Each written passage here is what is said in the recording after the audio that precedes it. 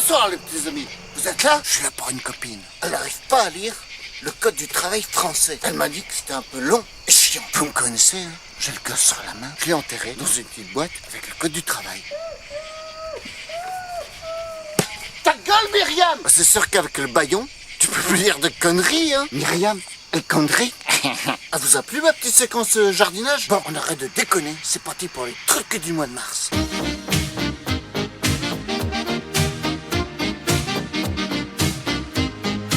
Numéro 5. Toute une bande d'Argentins en vacances. On est sur une plage en Argentine. Ça crie, ça se tartine la gueule d'indice 50. Ça fait des paquets de sable quand tout à coup, un homme sort un dauphin échoué de l'eau et le brandit à la foule en délire. Qui le sauve en lui faisant du bouche à bouche et le relâche vers le large. Va, petit dauphin, va, mon petit dauphin, va! Ben en fait, non. C'est con. Ils ont préféré prendre des selfies avec la pauvre bête et la laisser mourir déshydratée. Cet été, laisse tomber le ballon de plage et le moré, le nouveau jeu à la mode tue le dauphin. Qui tuera son dauphin le plus vite?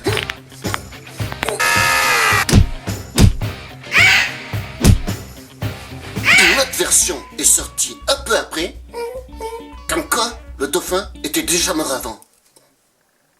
C'est quoi ce délire? Ça vous fait bander de prendre des photos avec des animaux morts? À ce moment-là, un petit conseil touristique à notre bande de trous de cul argentins. Allez visiter les plages grecques, hein. Ce pays est fait pour vous. Oh regarde chérie, un Syrien mort noyé. Chut, vas-y chut, chut. Numéro 4, Jean-Vincent.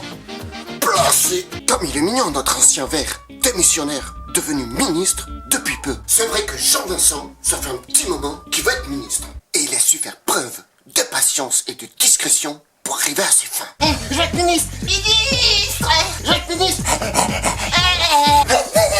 Tu m'étonnes qu'ils aient craqué, Valls et Hollande. Depuis l'élection en 2012 d'Hollande, le gars s'est frotté à toutes les jambes qu'il a creusées. Il en a foutu partout. C'est quand même dégueulasse, bordel. Qui c'est qui va nettoyer maintenant? Fallait voir les notes du pressing de l'Élysée. Hein. Ils ont été obligés de lui lâcher un poste. Secrétaire d'État chargé de la réforme de l'État et de la simplification.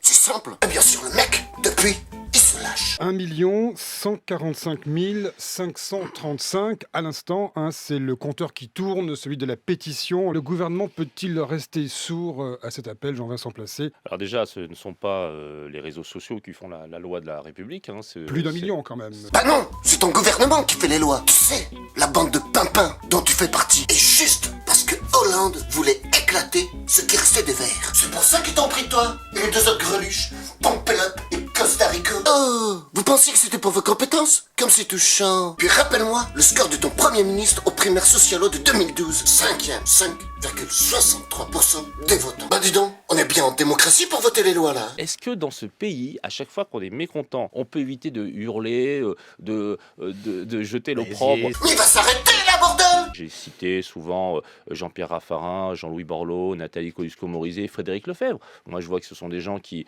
dans le cadre de ce que nous faisons, font des propositions, parfois même sont à nous soutenir. Vous êtes un nouveau centriste, en fait, ça y est.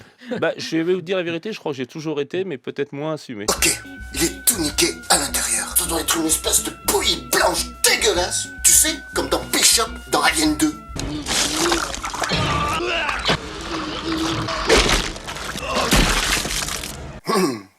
Ça donne des idées, non? Numéro 3, le cardinal.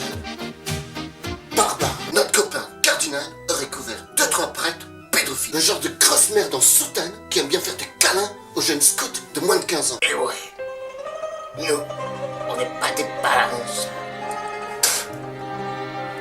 Amen. Après, il a une super défense, hein, le curton. Parce que ce sont des faits avérés, dramatiques. Y a-t-il prescription ou pas?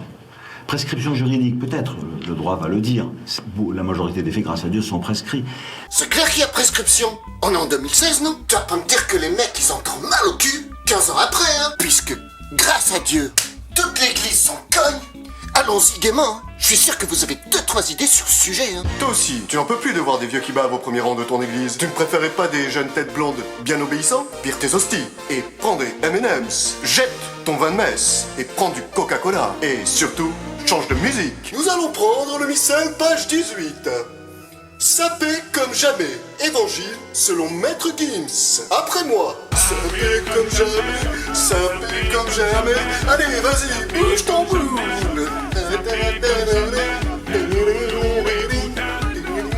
Numéro 2. Marion Maréchal Le Pen. À ta décharge, au niveau de la loterie des naissances, t'es pas tombé dans la famille la plus facile. Hein. Déjà, à 3 ans, papy te faisait poser sur les affiches de campagne. Dur. Hein. En fait, t'es un peu comme Obélix. De la connerie. T'es tombé dedans quand t'étais petite. Tu rentres en politique très vite. Au sein du parti d'extrême gauche, lutte ouvrière, tout en te paxant avec une lesbienne trans. Convertie à l'islam. Hé, c'est quoi ce bordel? Qui c'est qui a fait le con avec mes fiches? Ah non, je déconne, hein. T'inquiète. Notre Marion, elle est bien calto, bien facho, et bien comme il faut. Très vite, la génétique trou de cul familiale fait son apparition. Le personnage en question a cru devoir dire que c'est parce qu'il était juif qu'il avait été expulsé. Ça ne se voyait pas ni sur sa carte ni sur son nez, si j'ose dire. Je vais faire courir, moi, tu vas voir le rouquin là-bas. Pédé! Les Algériens nous ont fait savoir qu'on pouvait garder nos racailles, qu'ils ne tenaient pas du tout à les reprendre. Ils sont d'accord pour nous les envoyer, mais pas du tout pour nous les reprendre. Je ne dis pas que les chambres à gaz n'ont pas existé. Je crois que c'est un point de détail de l'histoire de la Deuxième Guerre mondiale. Tu enchaînes les déclarations pourries qui font la marque de fabrique de Le Pen jusqu'à l'apothéose finale, la dernière en date. Et que si les mesures du Front National avaient été mises en place au moment où il y avait eu les attentats du 13 novembre, il n'y aurait probablement pas eu de 13 novembre. Il n'y aurait pas eu de 13 novembre. Le Front National au pouvoir, il n'y aurait pas eu de 13 novembre. Bah probablement pas. Avec le Front National, il n'y aurait pas eu de 13 novembre. Il n'y aurait pas eu non plus de canicule en 2003, ni de tempête Cynthia en 2010. Grâce au Front National, la retraite serait à 50 ans et le SMIC à 5 000 euros. Pour tous les Français. Tous bons, blancs et catholiques bien sûr. Avec le Front National, la France aurait gagné la dernière Coupe du Monde de rugby. Et du coup, on aurait perdu la Coupe du Monde de foot en 98. Bah oui quoi.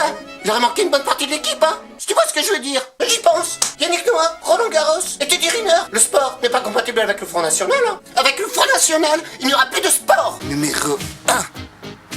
Nos amis les riches du 16e arrondissement.